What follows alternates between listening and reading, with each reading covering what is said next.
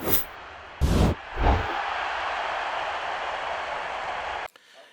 good afternoon. Welcome, everybody. Spring practice is kind of an extension of, how we prepare and how we get, to the next step of our process. As you know, the preparation of our football team began back, when I arrived here on campus early in December.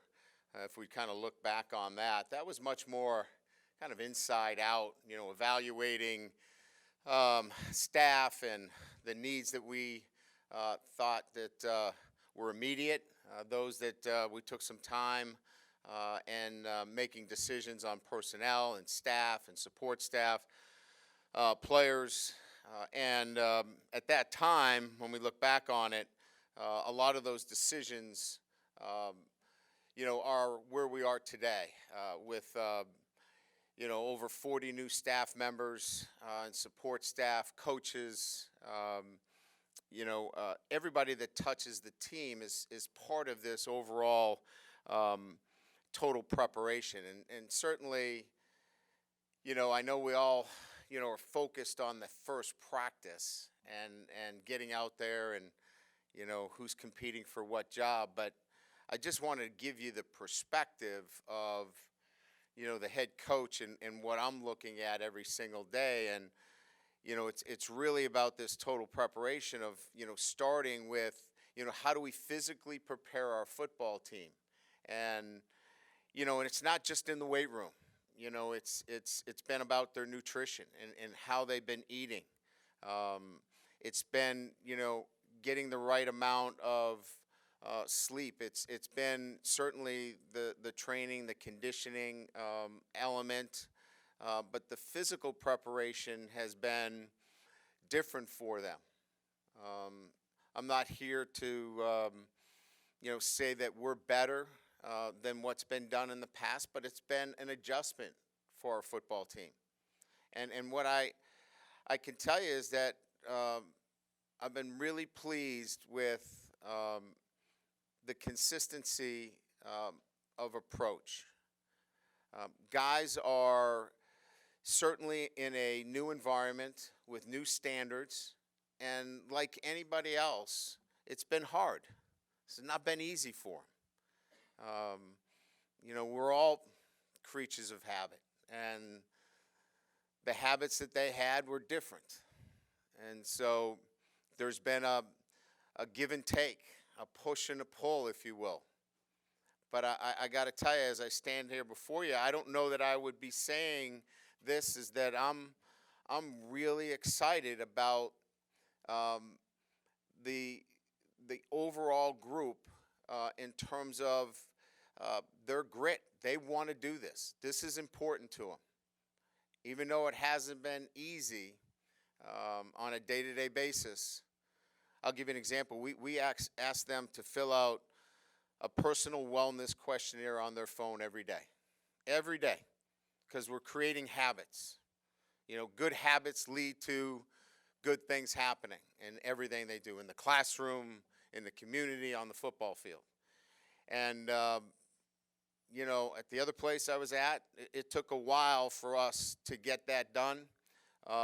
We went 7 days, 7 consecutive days where we had every guy filling those questionnaires out 100%. That, to me, those were the signs that there's the kind of commitment that I'm looking for. So suffice to say that we're in now that next phase after the physical. We're in that technical and tactical phase where we get to now apply football, right? So when we talk about, and you hear me talk about total preparation within our process, we now get to add some football. So now we're going to start to work on the technical and the tactical as it relates to the game of football. We'll do that in this spring phase where we get to have practices and we get to talk about technique and we get to talk about how the units come together, offense, defense, and special teams. And we'll need to have a great attention to detail and great focus. We'll need to have a great attitude. We'll need to be smart in how we do things. And then the final piece of that will be the mental preparation. How we do that consistently at a high level over a longer period of time. So that's kind of where we are right now as we kind of move into spring practice. We get to add the next layer. There's been a lot of physical preparation. Now we get to add the technical and the tactical preparation, but always with building these habits on a day-to-day basis. So I don't want to kind of get too far ahead where I know you want to talk about who's going to be the starting quarterback, who's going to be the mic, who's going to be the boundary corner, I know, and you should be, and I know everybody that is subscribing and everybody wants to know those things, and I'll answer a lot of those questions, but I'm giving you the perspective of what does spring ball mean to me and where we are in that process on a day-to-day basis. And just to give you from 35,000 feet, as I said, on January 4th, we had 39 scholarship players, 39. As I said, on August 4th, when we report our first day, we're going to get to 84. We might not get to 85, but we're going to be at 84. So we'll get the roster back to where it needs to be in very short order. Mid-years, as you know, we took 17. Look, that is not how I will build a program here at LSU year in and year out. But we needed to address that gap that I just mentioned to you. For us to get to 84, this isn't AAA. This is the SEC. So you better have a full roster of really good football players when you show up. You can't have 72 scholarship players, or the guys running down on the field, they're not going to be SEC players. So we had to address it. We did. We've got within there a number of guys, 10 in particular from the state of Louisiana, that are either high school or mid-year transfers that love the state, that wanted to play here, and are coming back to play here. So there had to be a tie, and that tie is real. And, we're excited about that. I think, certainly, the battles themselves, I will say this. Why'd you take this guy? Why'd you take that guy? Here's what we told our group. As we build this roster, my job, is to build competition at every position. If you don't like competition, this isn't the place for you. I came down here because I love competition. So it starts with me, and it's going to run through every position. If competition is not what you like, then there's another school for you. And so at every position, we're going to build it with competition. If you love to compete, LSU's the place for you. Now, we're going to measure that, right, with making sure that there's smart decisions. We're not just going to bring guys in because we want you to compete with 3 number ones at a position. But we feel like any decisions that we made at particular groups, we wanted to up the competition within those groups. So with that, I think we're done, aren't we? Is that the full hour? Damn, I tried to get it as close as I could. That's kind of an overview. I just really wanted to give you a perspective of what spring means to me going into my I think this is my 31st or 32nd spring. And I've won every one of those spring games, by the way, undefeated. Expect to win this one as well. So we'll open it up with questions. Coach, right in the middle, Michael Yes, Cobble from Channel 2. 2 questions. What would be a successful spring for you at the end of this? And then how do you want your staff to teach it? Holistic, part whole? How do you approach that? Yeah, I think those are good questions. I think first and foremost, I think any coach wants to make sure that first and foremost that you're healthy, right? You don't want any kind of injuries that impact your roster. Having said that, you can't go into a spring practice afraid to compete. We're going to go into it, and we're going to compete. We're going to tackle. We're going to do the things that you need to develop, as I mentioned, total preparation in the technical and tactical end of things. But we want to be able to evaluate our football team in a manner that allows us to say, here's who we are going into the summer. Here's our strengths. Here's our weaknesses. I want to expose them in the spring. I don't want to cover them up. I want to know who we are so we can go to work on those when I get into camp in August so I can start addressing those things. So creating situations within the spring so we can address those types of situations. It's whole, part whole in terms of methodology. And I would say, really at the end of the day, the most important thing is how we talk to our kids. Create a positive coaching environment in how we talk to them on a day-to-day basis. That's how you want to leave spring.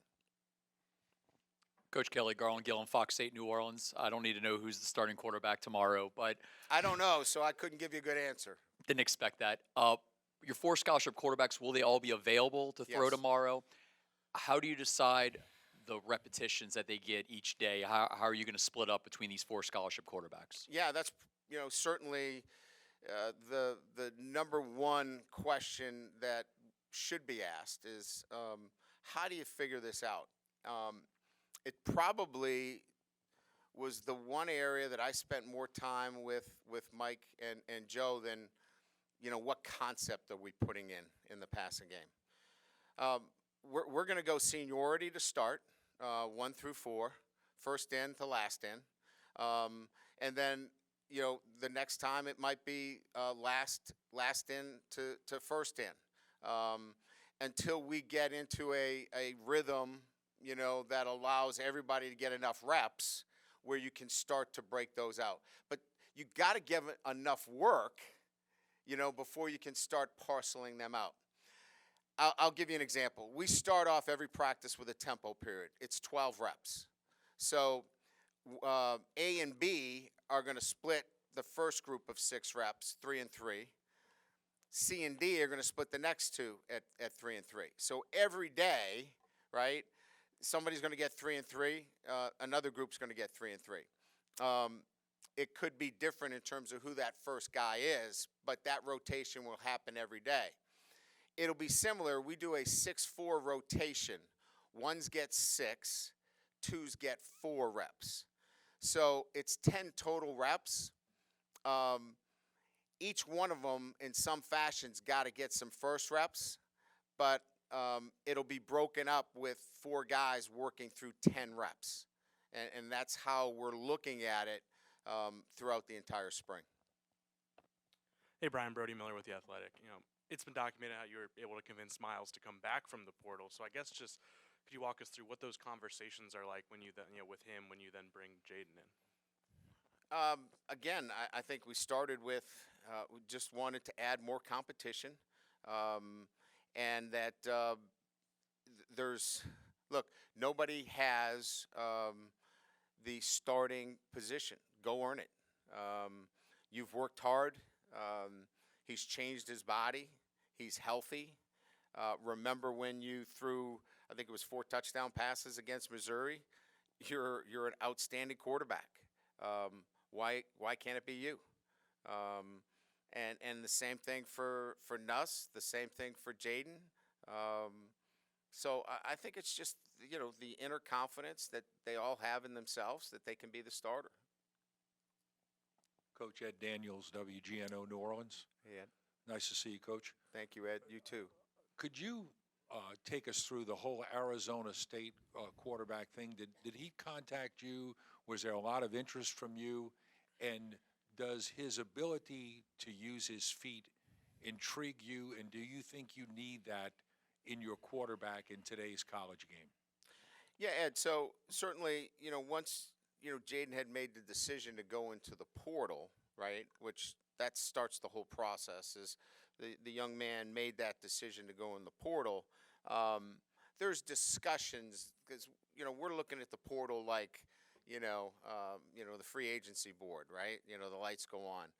There's internal discussions. Is this somebody that we want to bring in? Does he fit our culture? Is this a guy that we think fits the offense? And so there's internal discussions for a couple of days. And to be quite honestly, during those discussions, that's when you'll find out whether there's interest from the other party. And that's when generally somebody's reaching out. So generally that's when somebody's making contact, and contact was made, and then it was up to us to see if we were going to reciprocate, and obviously we did. Now the second part of your question would be his ability to extend. I think he brings more than extending plays. Actually, he was in an offensive structure and system, which was really built towards ball control this past year, playing to a very good defense. We think that there's a lot that has not been tapped into with his ability to be a dual threat quarterback. He's got arm talent, he's got a high IQ, and he can run the football. He's a talented runner of the football. He wasn't asked to do that. He was more of an extender of plays. We think that there's much more to it than what he's brought over the last couple of years. Yeah, Brian, right here, front row. Yes, sir. Ron Higgins, the Tiger details. How much did you? I know everybody gets a fresh start, but how much did you or any of your coaches look at last year's film just to see everybody's individual skill set, see what you had to work with? Do you look at much of that? Absolutely. Yeah, I think we looked at, every game that the guys played last year, and that's important from just what they did well, what they didn't do well, what they can improve on, and then we just put that away and then went to work on where they are right now. And because sometimes, like you said, some guys want a fresh start, but some other guys, want an opportunity to build off of what they did last year. Because quite honestly, you look at some of these guys and they don't have pads on, right? And some look better than the other. And then you look at a guy like Jack Besh who just makes plays. And I'm not saying he doesn't look good, but you watch a Hilton run around, and that young man, he can run all day. And then Jack Besh, what he can do watching him on film. So you want to build off of guys, and you want to let other guys grow at the same time. I think this spring allows us to kind of build on those observations. On the injury front, Wilson Alexander with the Advocate. Yes. Is there anyone who is going to be out for the entire spring, or who might miss the start of practice? From an injury standpoint, we've got, I would say, Armani Goodwin is going to be back. He's healthy. I mean, I know he's a guy that's been out for a while. I think from a defensive standpoint, I think we look pretty good across the board, other than Major Burns will probably, with his foot, not be available for us for most of the spring. Garrett Dellinger is coming back from shoulder surgery. He won't be available for us. But by and large, it looked like a very, MASH kind of list when I got here. Looks really good, going into the spring in terms of having a number of players available. And, of course, you'll get access on that first day to kind of, pull out your sheets and check off the numbers. So I'm sure you'll report back to me moving forward who I missed, because I don't pay attention to that stuff. So you'll tell me why wasn't somebody out there. So we'll play that game after the first practice. Hey, Coach. Lon Phillips Sullivan from LSUodyssey.com. Yes. You just barely mentioned Jack Besh. You offered him very early in his recruitment. He went on a visit with you and to South Bend a Yes, few sir. years back. What excites you most about coaching a player like Jack? I'd say first and foremost, his confidence level is his mental, approach to the game is like a senior. He understands the difference between, a preparation mindset and a performance mindset. Like when he prepares, he knows how to prepare, But when it's time to perform, it's a totally different level. That's a rare attribute, and you don't see it a lot. I've seen it in only some high-level NFL guys that have played for me. It's a unique trait that he has. And like I said, if he walks in here, you're like, well, he must be a reporter. It was a joke. I got a couple of laughs. Kelly offended the entire reporting crew when he got there. But he just, you know what I mean? He just has that ability. And he's a really good, fine athlete, too. Coach, here on your right, Shea Dixon with 24/7. For many years, spring ball had started in early March, and then the school went on spring break, and then they picked up. What was the benefit, or what is the benefit of waiting and just going right through all 15 practices? Well, there's not necessarily a benefit in terms of extending. We would have benefited more in terms of extending the calendar. We weren't prepared to practice. So we needed more time with our guys. We needed more conditioning elements with our football team. Just frankly, just needed more time with them. So what you'll see is, like next year, we'll go before spring break so we can extend, because you don't have to count the break as countable days when you extend that way. So there is no real benefit other than we weren't prepared yet, in my eyes. We needed more time in the weight room. We needed more time developing some of the things that I talked about earlier before we jumped into practices. Brody Miller at The Athletic. Obviously it was a complicated situation with John Emery last year. I guess, do you know yet if he's going to be able to go this season, and kind of also just what you've seen from him this winter? Yeah, so if they're out there on the practice field, here's what I'm going to tell you. They've passed a robust test of consistency with academics and a day-to-day accountability. Other than that, I can't tell you that he's getting all A's and he's going to be eligible and he's going to be a starter, but he is making the positive progress that we had put him. He's above the line. The standards that we've set for him, he's meeting them. And there's a number of guys that I didn't think would make it, and I'm not saying he's in that. They have exceeded my expectations. Brian, you're right. Matt Moscona with Hey, Matt. ESPN Radio. Yep. You talked about the numbers a little bit ago. You said you'll be at 84 come August. Where are you now, and are there still specific positions that you and your staff feel like you need to address? Yeah, I think our depth situation at tight end is a concern of mine. I think that's an area that we need to continue to build on, and I'm not sure that it's a quick fix. I think it's something that we're still going to have to look at, and there may be some people that are on our roster that might have to change positions and play that position. We're going to have to address it one way or the other. So it's still a concern. There might be some movement there in the transfer portal after spring ball, but it is a concern. We're not done on the offensive line. That's still an area that we're actively involved in as well. So I would leave it at those two areas in particular. Hey, Coach Jacques Doucet, WAFB TV.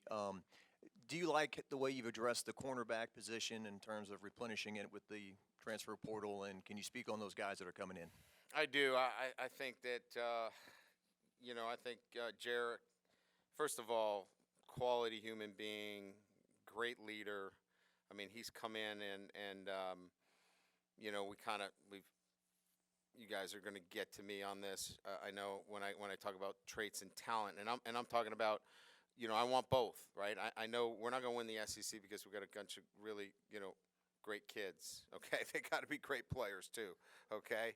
They got to have both, but he's got both. I mean, this is a first team, Big 12 corner, and he's got traits. He's a leader, great student. I'm really pleased with him. And then Mekhi Garner he's an NFL player.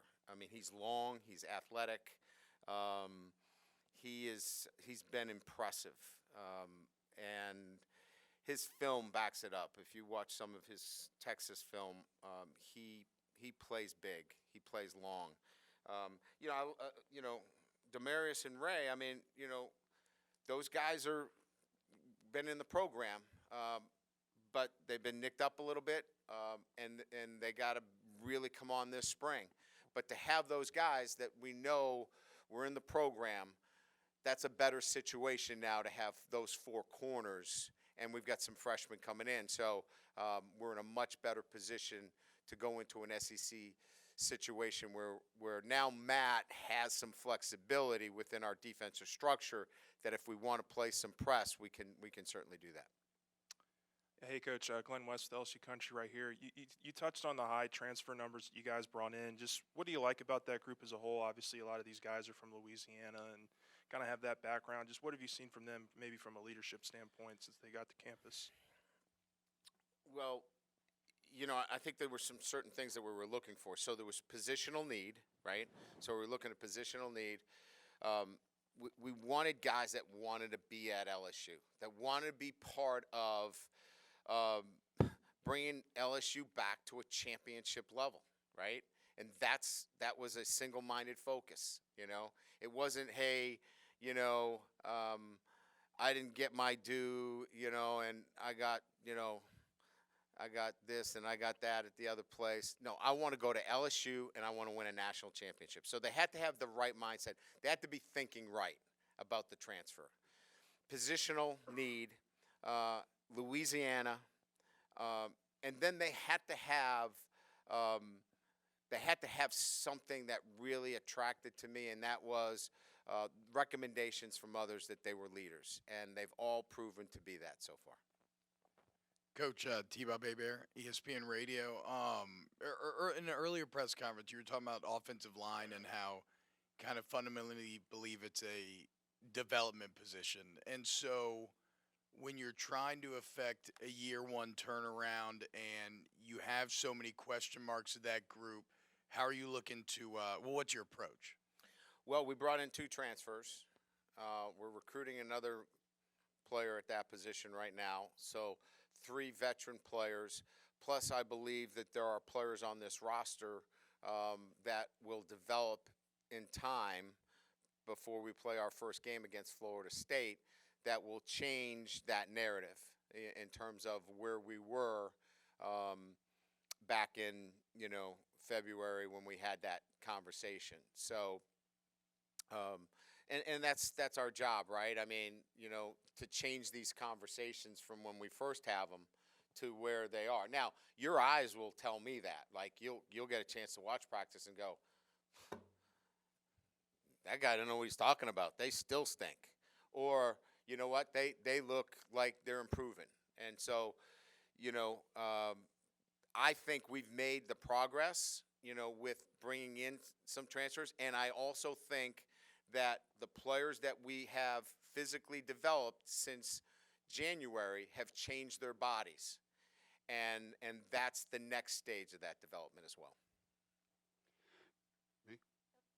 Coach, Glenn Gilbo with Outkick.com. What is Frank Wilson's status on your staff with regard to the lawsuit? And were you able to find out about his previous recruiting reprimand when he was here before? Yeah, so we know of no lawsuit that has been filed regarding those allegations that were made. So his status here has unchanged, and we consider those as being egregious and simply allegations that were unfounded. So it does not affect Frank Wilson and the person that we know, and we stand behind him firmly as a member of our staff. And that is regarding the recruiting violations. Those I can't comment on, as you know, because we are still currently going through that process with the investigation. Coach Mike Scarborough with TigerBait.com. It's been the first time you've had a new strength coach in around here in several decades. Can you Yes. talk about how the players have reacted to Coach Flint in the 3 or 4 months that they've been here? What improvements have you seen? What has been their feedback to him? Yeah, I mean, I think you'd have to ask the players when you get a chance, and we'll have players available to you. I think it's a great question. I always like, for you guys to ask those kind of questions to the players and be transparent with them. But the feedback that I've been getting from our leadership, from our guys that are SWAT team leaders, they look forward to coming to work every day, and that's what you're trying to create, right? An environment where the guys are excited to come to work, and I think that's why. There's been a consistency with this group. They want to come to work because they're seeing changes in their body. They're seeing changes in the way they do things on a day-to-day basis. And I think they love the interaction with the staff. And so I think you'll get a better sense from those guys, but what I'm getting in the feedback that there's a great energy in the group and they can really see changes on a day-to-day basis. Charles Hannegriff, ESPN Radio. When you talked about the personal wellness update that they're filling out every day, could you go into a little bit more detail on that? And are you using that as a baseline for their preparedness? It's really about, trying to build strong habits and so this consistency of approach is one where it's really important to me. It's, to do it once in a while is not really going to affect change. It's your consistency of approach. It's the constant application that I'm looking at. And so filling out this wellness questionnaire is important. Don't get me wrong. But this, constant application creates great habits, which is what we're looking for on a day-to-day basis. We want our guys to have great habits. And where do you see that? They don't jump offside. They make good decisions. They're on time. They're not going to have foolish mistakes and penalties. And it goes to winning. When people ask me, what do you know about winning? I talk about good habits. And so they're all intertwined in some fashion. Coach, could you give us an update on Khashan? Just your relationship with him, what you've seen out of him, et cetera, and his health, of course. We're in the process of building a relationship. I would say I know his last name right now, and I say that only because we're in that process of he's re-engaging. He's been injured. He's had a second surgery, but we're getting more acquainted every day. Look, he's a great player.